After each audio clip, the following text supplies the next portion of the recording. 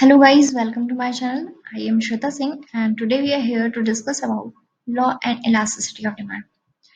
Video start करने से पहले मैं आपको बता दूं, इससे पहले मेरी एक वीडियो आई हुई है डिमांड, तो अगर आपने अभी तक उसे नहीं देखा है तो प्लीज आप उसे अभी जाके देखिए. That will help you in understanding this topic very clearly. And please do like, share and subscribe to my channel. Let's continue with our video. Law of demand, जैसे कि हमने पिछले वीडियो में पढ़ रखा है कि किसी भी कमोडिटी की प्राइस इंक्रीज होती है तो उसकी डिमांड जो होती है वो डिक्रीज हो जाती है. बट कुछ ऐसे ही फैक्टर्स होते हैं जिसमें कि प्राइस इंक्रीज करती है, स्टिल हमारी डिमांड उस चीज की कांस्टेंट होती है या फिर इंक्रीज करती रहती है. तो अब हम एक्सेप्शन को देखते हैं कि वो कौन कौन से एक्सेप्शन है. The first one is given goods.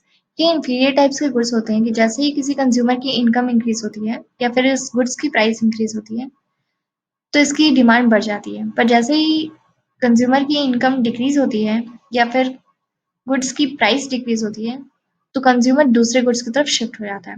Next is status symbol goods. कुछ गुड्स ऐसे भी होते हैं जो कि हमारे स्टेटस को रिप्रेजेंट करते हैं, like antique painting, diamond etcetera.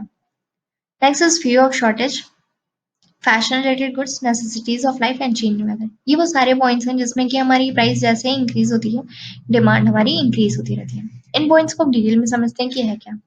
The first one is given goods. ये इंफीरियर गुड्स होते हैं. एक कंज्यूमर की जैसे ही इनकम इंक्रीज होती है इसकी डिमांड भी इंक्रीज हो जाती है, और जैसे ही कंज्यूमर की इनकम डिक्रीज होती है तो डिमांड भी डिक्रीज हो जाती है.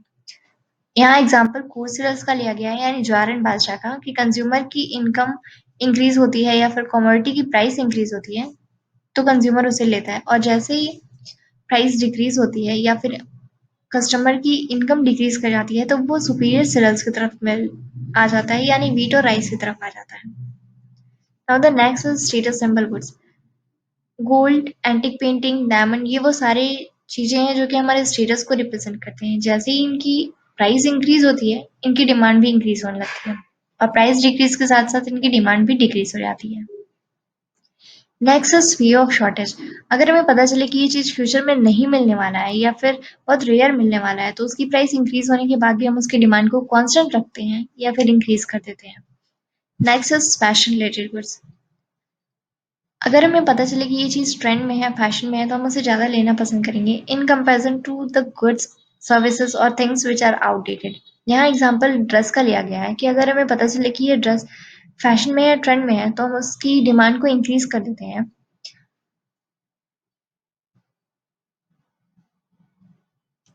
Next point is necessities of life. कुछ हमारी day to day basic life में डेली रिक्वायरमेंट में जरूरी होता है, जैसे कि साल्ट, शुगर.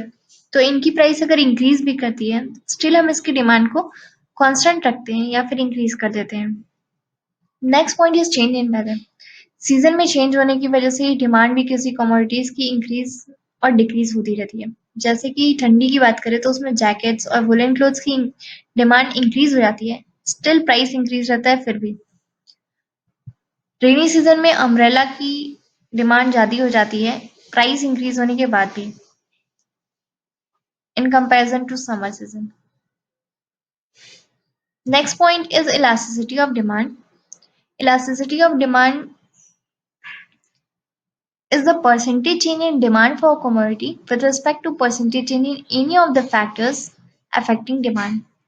यानी कि जो कमोडिटी है उसकी डिमांड की जो परसेंटेज है और जो फैक्टर्स उसको अफेक्ट कर रहे हैं उस डिमांड को, उसके परसेंटेज चेंज को इलास्टिसिटी ऑफ डिमांड कहते हैं. इसको दो पॉइंट्स में मेजर करते हैं. The first one is percentage method and the second one is geometric method.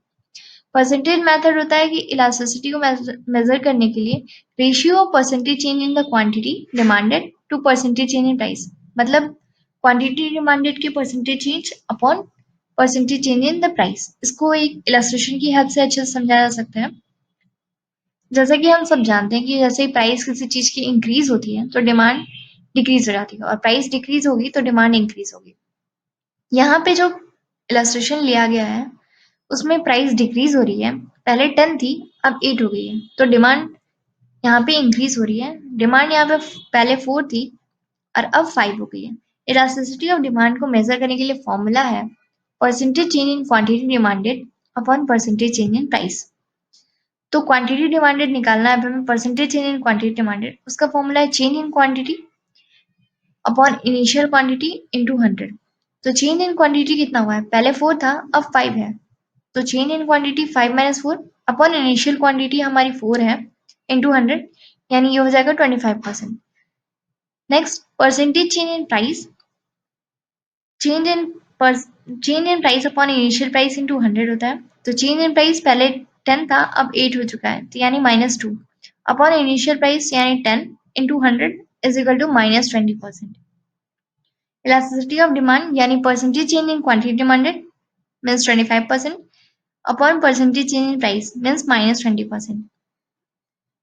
ये हो जाएगा -1.25%। माइनस को हम हटा भी सकते हैं क्योंकि हमें न्यूमेरिकल वैल्यू की जरूरत होती है। नेक्स्ट इज ज्योमेट्रिक मेथड, इसको डायग्राम की हेल्प से ज्यादा बेटर समझा जा सकता है। इस डायग्राम को हम नीचे से पढ़ते हैं और ये आग की हेल्प से होता है। इसमें इलास्टिसिटी ऑफ डिमांड चेक करते हैं। डी पॉइंट से स्टार्ट करते हैं नीचे से। ईडी इज इक्वल टू 0, ये परफेक्टली इन इलास्टिक होता है। ये ऐसी केस होती है जिसमें कि हमारी प्राइस जो होती है इंक्रीज करती रहती है, स्टिल हम उस कमोडिटी की डिमांड को कांस्टेंट रखते हैं। प्राइस इंक्रीज होने के बाद भी डिमांड कांस्टेंट होती है। ये लाइफ सेविंग ड्रग्स होता है, यानी मेडिसिन होते हैं जिसमें कि प्राइस इंक्रीज होती है, स्टिल हम उसकी डिमांड को कांस्टेंट रखते हैं। ऊपर आते हैं पॉइंट सी पे, ईडी इज लेस देन 1 यानी लेस इलास्टिक डिमांड। इस केस में प्राइस थोड़ी सी डिक्रीज होती है और डिमांड थोड़ी सी इंक्रीज होती है। ये हमारी नेसेसिटीज होती हैं जो कि हम day to day basic daily life में यूज करते हैं, जैसे साल्ट और शुगर। इसकी प्राइस थोड़ी सी डिक्रीज होती है और थोड़ी सी इसकी डिमांड इंक्रीज हो जाती है। Next one is unitary elastic demand, ED is equal to 1। इसमें कंफर्ट्स आता है, इसमें टोटल एक्सपेंडिचर इक्वल होता है। जितनी ही हमारी प्राइस डिक्रीज होती है उसी अकॉर्डिंग हमारी डिमांड इंक्रीज हो जाती है इसमें। Next is ED is greater than 1 यानी हाईली इलास्टिक डिमांड। इसमें थोड़ी सी प्राइस डिक्रीज होती है, बहुत रेयर, और डिमांड बहुत ज्यादा ऊपर हो जाती है। इसमें लग्जरीज आइटम आते हैं, यानी कि स्टेटस सिंबल गुड्स इसी में आते हैं, antique painting, diamond, gold etcetera. इसमें प्राइस थोड़ी सी डिक्रीज होने के बाद इसकी डिमांड बहुत ज्यादा इंक्रीज हो जाती है। Next one is ED is equal to infinity, ये परफेक्टली इलास्टिक डिमांड होता है, यानी इमेजिनरी सिचुएशन होता है। इसमें प्राइस हमारी कांस्टेंट होती है, स्टिल हमारी डिमांड इंक्रीज करती रहती है। Thanks for watching, keep learning, keep supporting, please like share and subscribe to my channel.